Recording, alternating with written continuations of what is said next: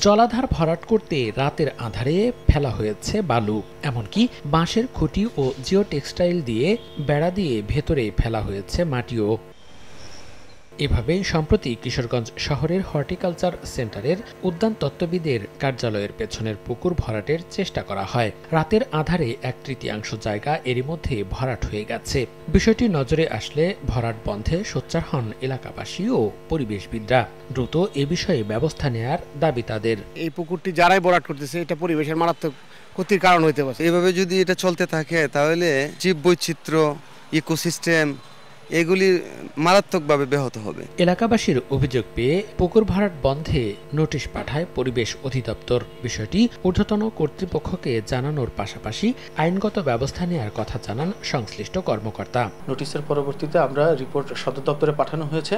সদর দপ্তর থেকে পরবর্তী যে আইনানুগ ব্যবস্থা নেওয়া হবে, পরিবেশ অধিদপ্তর কিশোরগঞ্জ সেই আইনানুগ ব্যবস্থায় তাদের বিরুদ্ধে গ্রহণ করবে। এখন জন্ম সনদ দিয়ে খোলো বিকাশ স্টুডেন্ট অ্যাকাউন্ট। নিজের বিকাশ নিজে কর। তবে বিষয়টি উদ্দেশ্য প্রণোদিত বলছে হর্টিকালচার সেন্টার কর্তৃপক্ষ।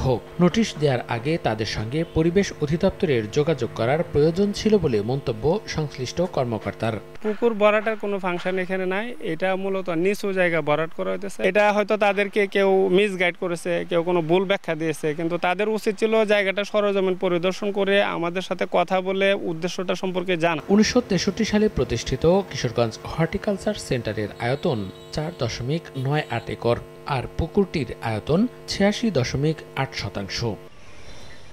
সময় সংবাদ, কিশোরগঞ্জ।